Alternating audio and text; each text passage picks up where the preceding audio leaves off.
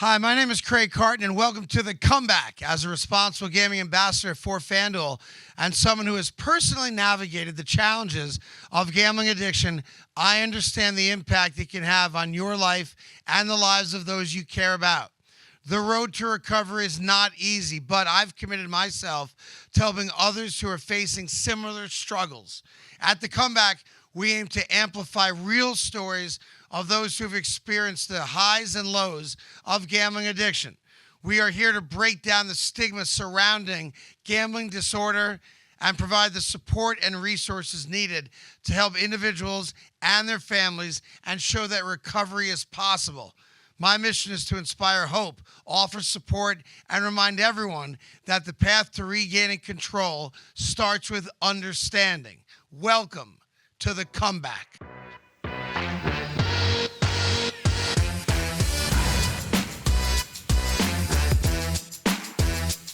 Welcome back to another edition of The Comeback with Craig Carton. Great to have you here. And thrilled to have Scott with us today, a fellow gambler in recovery, to share his story. Good morning, good afternoon, good evening. Whatever time you're watching this, we got you covered. Thank you for joining us on The Comeback. I'm happy to be here. All right, so first question I always ask, what was the date of your last wager? July 16th of last year. Oh, so relatively new.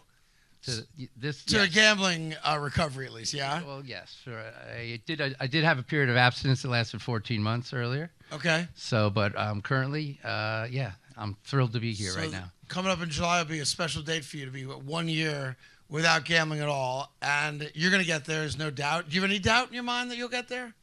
I have faith. That's what I have confidence, Yeah. and I'm looking forward to that too. But really, I'm excited that today is the most important day. No doubt about it. How old were you when you first got exposed to any kind of gambling?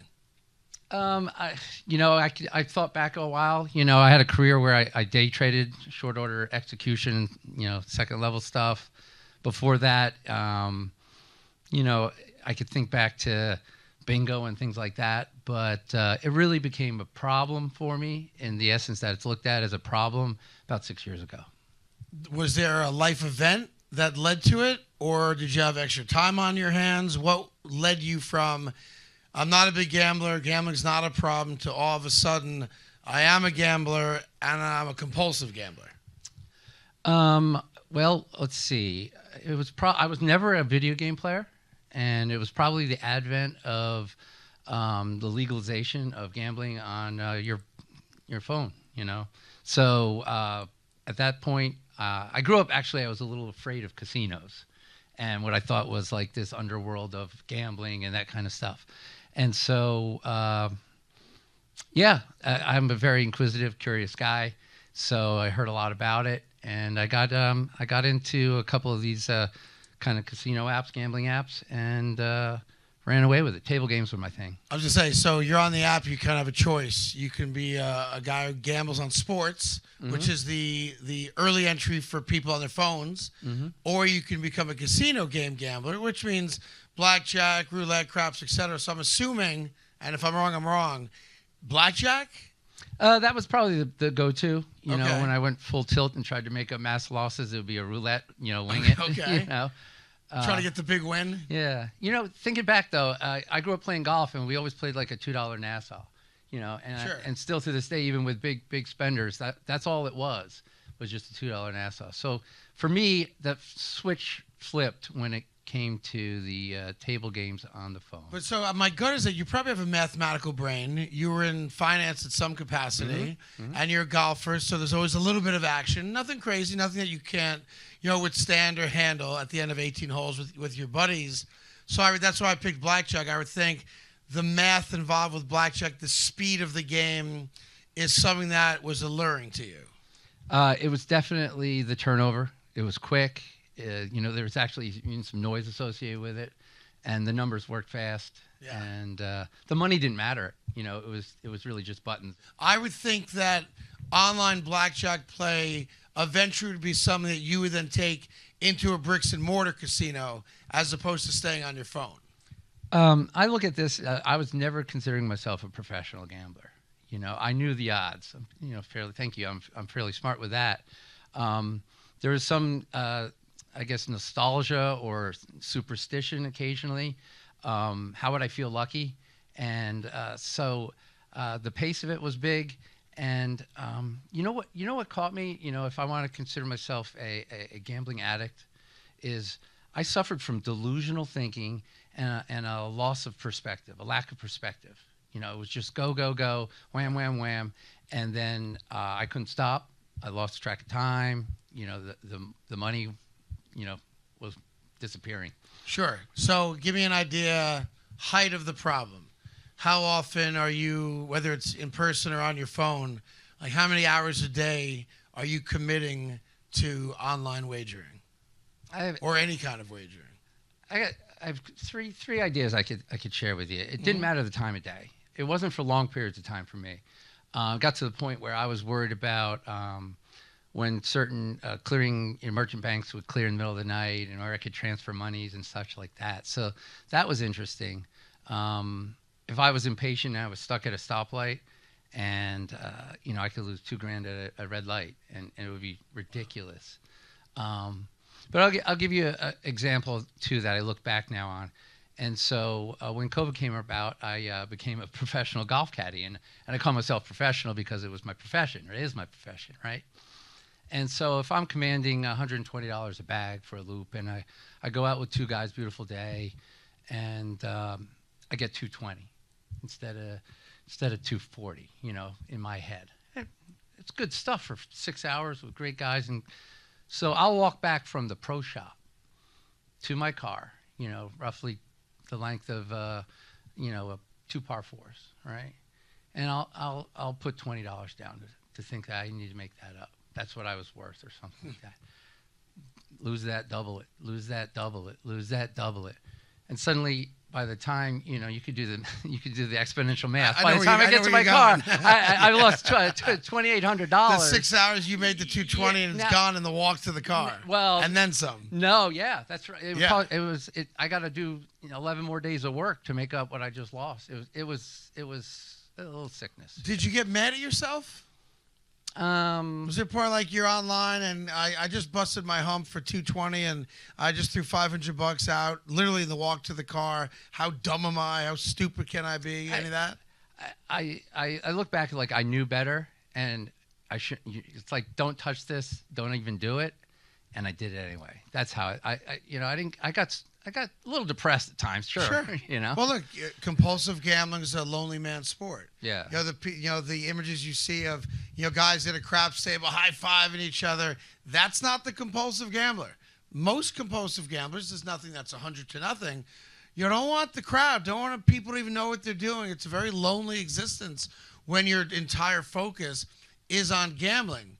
So for you, if you're now gambling on literally the walk, from the wherever the golf pro shop to the caddy's park, back to where your car is, you're gambling beyond that as well, right? So how quickly was your entire focus in the course of any given day, primarily, if not exclusively, on gambling and gambling-related things? Where's money coming from? Who do I owe money to? Where am I getting money? How much am I going to wager? All those types of things. So here's a good example. I'll go to the grocery store, right? I'll just spend $30 on groceries, and I'll say, you know what, my groceries are going to be free today, and I'll gamble. And while you're shopping? No, well, sometimes yes. Sometimes while shopping, on the ride home. Actually, you know what happened more often? On the ride to the supermarket, but I won't just stop there. Was the thought process, I'm going to go win the money I need to shop with? Bingo. Yeah, or it's going to cover the cost for whatever I'm going to be doing. It started to creep into any component of my day. I'm in New Jersey. They fill your gas here, right? Yes. So I'm at the pump, and that was $29. While it's going, let me try and boom, boom, boom. I'll make that, and then I'll feel good about it. So you rationalized every move. That's a word my father used to me. Yeah. It's like, don't. We irrationally rationalize why this time's going to be different, or why it's okay for me to do it. My delusional thinking, and total loss of perspective. You know?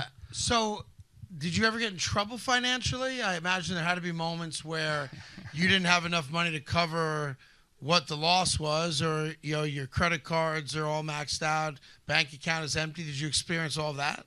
Yeah, all the time, all the time. Back in the day, there used to be margin calls, but I'm very fortunate that I never, did anything illegal to source my funds. That was a line drawn in the sand. Was there ever a moment when there was an opportunity and you considered it? It would have crossed my mind, but I'm also very blessed. Like I know there are places you can get help, and there are other people like me, and that's what I chased after. I sought after, So in terms of the money, it's kind of tongue in cheek. I grew up a double comma kid, and now I have a negative net worth, and so that's okay though, because I'm not hurting myself and others by gambling, and it's a good thing. It's a good thing that I'm not doing it anymore. Oh, no, it's a great thing, not a good thing. And you should be proud of it. I know a lot of us don't want the pat on the back for doing the right thing because we should have always done the right thing. But recovery is still important, and it's not easy, especially that first step into it and acknowledging, hey, I got a problem, because there's some shame involved with it, or admitting to people, I'm broken in a certain way. For you, most of us have that kind of bottom of the barrel moment, that lasting event that took place that then led us, even against our will, to go get help, admit we had a problem, all that kind of stuff. I got arrested, at 3:45 in the morning, had 8 FBI agents with guns pointed at my face, handcuffed to a park bench, and reluctantly went to rehab, reluctantly went to GA until I dropped my ego and could look in the mirror and acknowledge that I am a compulsive gambler. And while I'm not proud of it, I do wear it on my sleeve now. I have zero shame associated with the fact that I'm an addict. Do you have that moment? Was there that last bet, July 12th, a year ago, that you can share with us? Well, I'll offer you this. I'm very blessed because, I was exposed to 12-step fellowship a long time ago, over 30 years ago. And I've been arrested many, many times involved with my drinking. And I don't drink anymore, and I have an abstinence or sober date that's even longer than my gambling date. So, the beauty of it was I was blessed with the strength to seek help, to surround myself with others, to do something about it. So, again, I consider myself lucky because I had all those resources. I have resources. I'm not alone with this, and it's a beautiful thing. So, why did you stop? I ran out of money. I was gonna start doing illegal things. Drunk driving didn't keep me from drinking. Right. But by the grace of God, I don't do that anymore. Sure.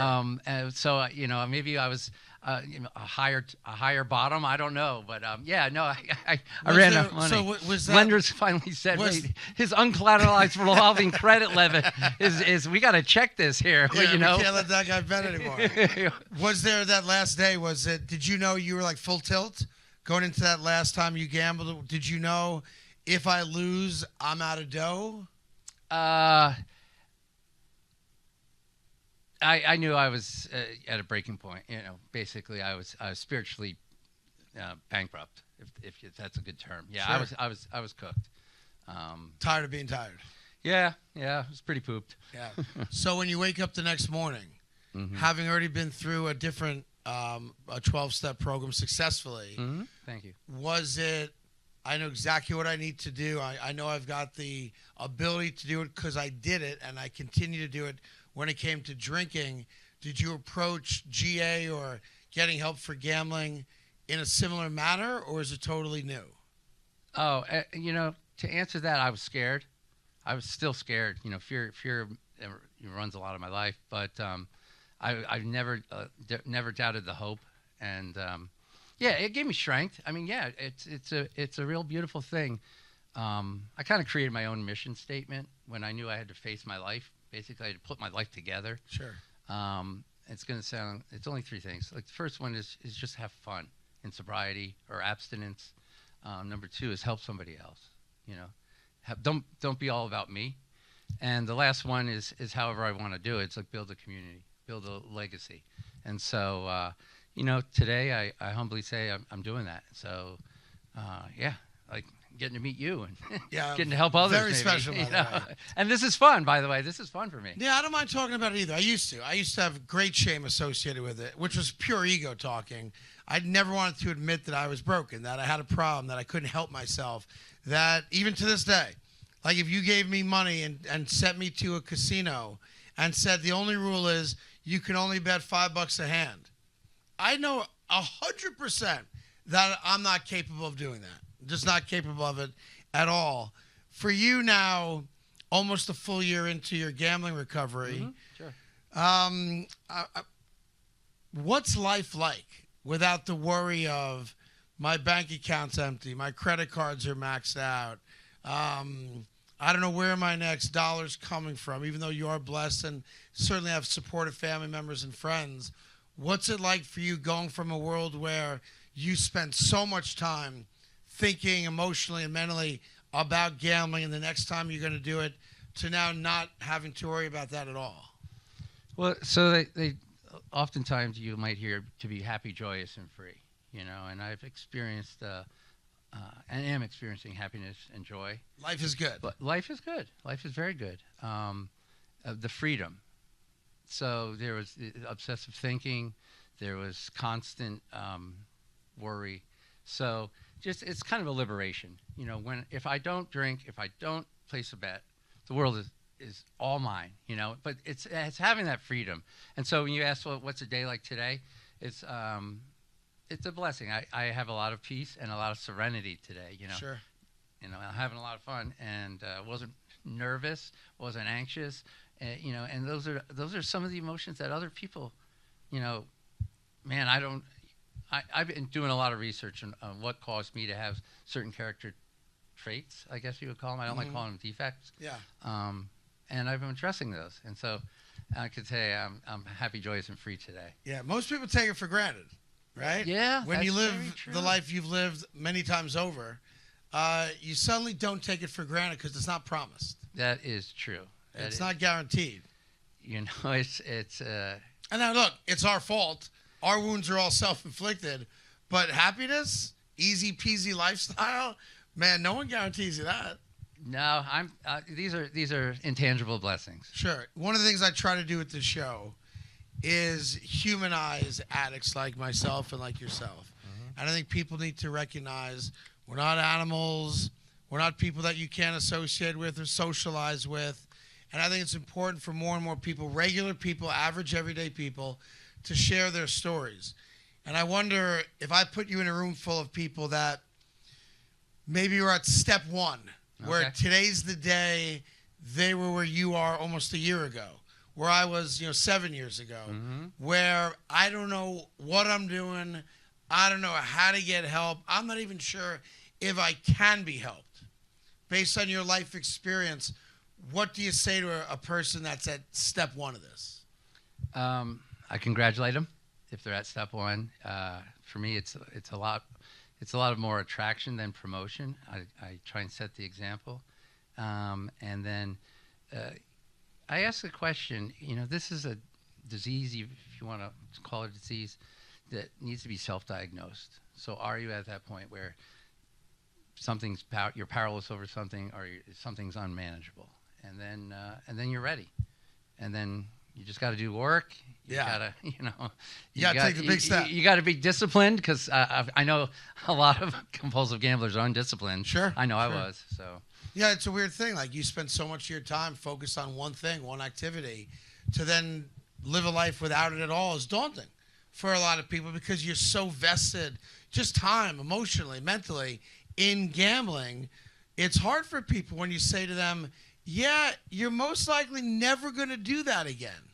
Which is why people in GA always say, the first meeting's not the hardest to go to. It's the second meeting. yeah, makes sense. And most people are very intimidated in that very first meeting, because you walk into a room, you don't know anybody. There's kind of that image of the grizzly old gambler, But once you walk in and listen, that's when, at least for me, you recognize these people know exactly what I went through. And they're probably the only people that can truly help me. Family's great. Loved ones are great. Friends are great. But they can't comprehend all the things we did when we were knee deep in it. You walk into one of those rooms and everybody gets it. There's an immediate kinship. You identify with other people. If it was an escape for you, or you're no longer alone, all those things are true. You're absolutely, it's scary though. It's scary. Yeah. Breaking these stigmas, or what ifs, and so it takes courage. I like to talk about the solution all the time, and not the problem. Yeah. And it starts with acceptance. Being grateful, gratitude. Being brave, being patient, Sure. stuff. Is there one specific wager or loss that you will never forget that stands out more than others? I don't remember my actual last drink. I don't remember my actual last wager. I could probably talk about my biggest win or my biggest loss. The pain is acute, but it's over the entirety of things. So Sure. to honestly answer that, I would say no. A little bit of it's different if, I call it that story of, it was a pretty tough walk back to the car. Or I remember sitting in front of a TJ Maxx once wondering, I worry about, should I buy the $8 socks or the $6 socks? And I thought I'd only gamble $80. And I lost 600, and I still went in, and I still worried about the $6 and $8 sock. Which one did you buy? But I don't remember. I do remember I lost 600. Those socks cost me $608. Very expensive. They socks. cost me a lot. Yeah. So you would sit in the car and just lose track of time and go until there's nothing left to go with, more or less. That's when I got mad at myself. I'm like, F this. I'm going to buy $600 socks. I got to stop. This must be the best.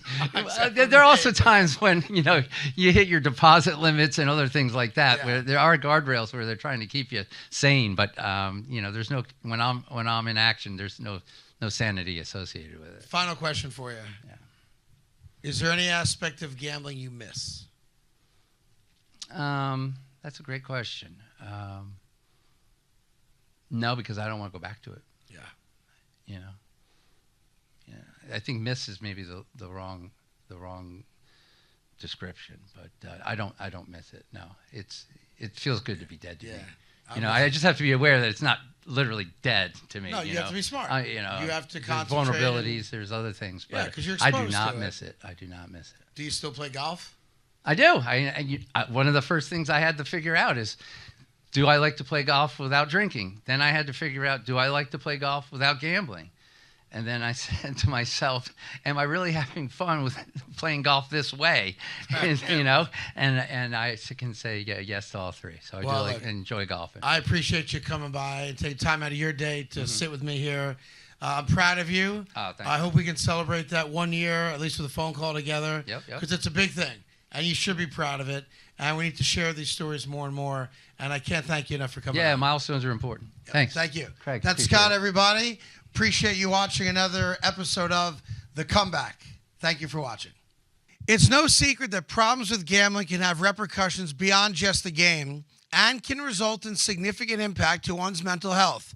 Here at The Comeback, we want to raise awareness of the risks of problem gambling and shine a light on resources to help those struggling get the support they need. That's why we want to share information about a mental health service provider that offers an online therapy service for individuals and families, specializing in therapy and treatment for gambling and gaming problems. The company is called Kindbridge Behavioral Health, and they can be found at kindbridge.com. Kindbridge offers comprehensive care and accessible resources and is committed to helping people take control of their recovery journey. They offer services for individuals struggling with problem gambling habits, as well as family members and affected others. Support from Kindbridge starts with an initial check-in with a mental health professional to understand your needs, followed by a comprehensive assessment. From there, you'll be matched with a care provider who is suited for your needs, and they'll get you set up with a formal care plan designed by you and your provider. Now, on top of this, you also have access to support groups, and that's available at no extra cost. Additionally, FanDuel has partnered with Kindbridge to make these benefits more accessible to their customers. Upon exclusion from FanDuel due to problem gambling concerns, customers get an email describing the subsidized support services that are available from Kindbridge. Now, this includes a complimentary initial mental health assessment and access to a range of peer support and educational groups, all designed to support their recovery journey. So whether you or someone you love is struggling with a problem with gambling and the behavior associated with it, it's important to know that you don't have to go through it alone. Please visit kindbridge.com or call the number on the screen, 1-877-426-4258, to learn more about the support offerings available to you. And good luck.